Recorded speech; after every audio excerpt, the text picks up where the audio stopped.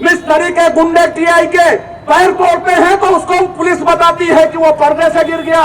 Video viral होता है तो बोलते हैं कि साहब ये वो पुरानी घटना का।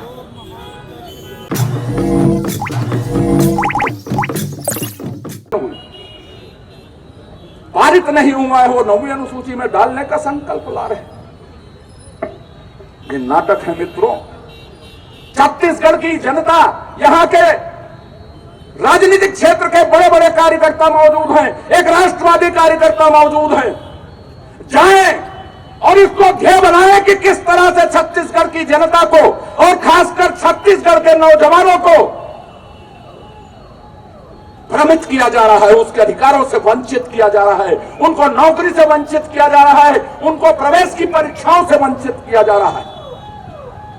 ये हद हो गई। एक बहुरूपिया मुख्यमंत्री, एक शोषक मुख्यमंत्री, एक लोकतंत्र का हत्यारा मुख्यमंत्री, एक स्वेच्छाचारी मुख्यमंत्री इस छत्तीसगढ़ में बैठा है। छत्तीसगढ़ के नौजवानों का उसके रहते कल्याण नहीं हो सकता। एक ही विकल्प है, यदि अपनी धर्म, अपनी संस्कृति, आदिवासी परंपराएं जिनके लिए हम पूरी दुनिया में जाने जाते हैं, उसके लिए क्या कर रहे हैं? उसके लिए ये कर रहे हैं कि ये सरकार मिस्त्री के लिए रेड कारपेट बिछाती है और आदिवासी कार्यकर्ताओं के लिए बैरिकेड लगाती है और लाठी देती है उनको। मिस्त्री के गुंडे टीआई के पैर तोड़ते हैं तो उसको पुलिस बताती है कि वो पर्दे से गिर गया। वीडियो वायरल होता है तो बोलते हैं कि साहब ये वो पुरानी घटना का। रूप साय सलाम किस लिए गैर जमानती धारा लगाई गई? आरोप यह है पुलिस का कि वो आयोजक है। मैं बोलता हूं छत्तीसगढ़ डायोसिस के अध्यक्ष मिस्टर पन्नालाल धर्मांतरण के आयोजक हैं। क्या वो धारा लगाएंगे राष्ट्रद्रोह की? क्या देश विभाजन की धारा लगाएंगे? क्या वो आयोजक है इसलिए वो गैर जमानती धारा में उसको अंदर डालेंगे? भूपेश बघेल कभी ये ना काम करेंगे। चर्च का चंदा खाने वाले लोग छत्तीसगढ़ की संस्कृति की रक्षा नहीं कर सकते, आदिवासी संस्कृति की रक्षा नहीं कर सकते। लेकिन मित्रों, और सुनिए पराकाष्ठा, 6 महीने पहले 21 में, साल भर पहले सुकमा के एसपी ने पत्र लिखा, सुनील शर्मा, विस्फोटक है धर्मांतरण के कारण स्थिति, कान में बंद। इतना रूई ठूसा है भूपेश बघेल की और उसकी सरकार के कान में, तो आप टाकिट वाकिट में जैसे कान साफ करवाने वाले आते थे ना, वहां भी ले जाओगे तो नहीं निकलेगा। कितनी पहली सरकार है।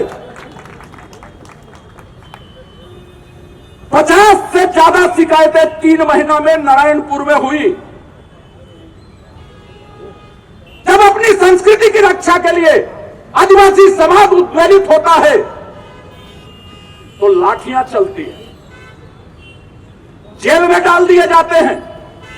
पर 50 आवेदन मिशनरी के खिलाफ मिलती है तो इस सरकार के हाथ पैर कांपने लगते हैं। इतना संगठित चर्च हमारी संस्कृति पर आक्रमण कर रहा है।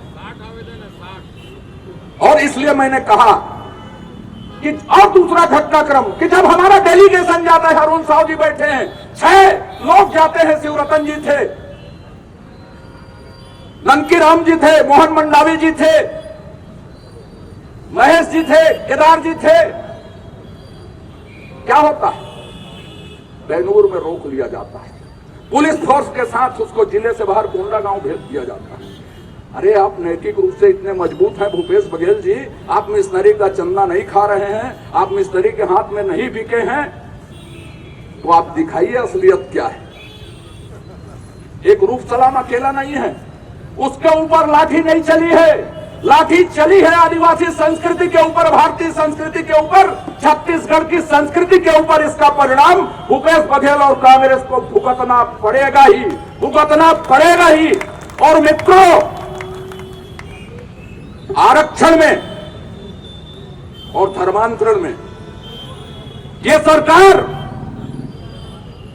सिर्फ और सिर्फ एक सक्रिय भागीदारी निभा रही है कि छत्तीसगढ़ को कैसे ठगा जाए, छत्तीसगढ़ को धर्मांतरित कैसे किया जाए। एकमात्र एजेंडा भूपेश बघेल और कांग्रेस की सरकार का है।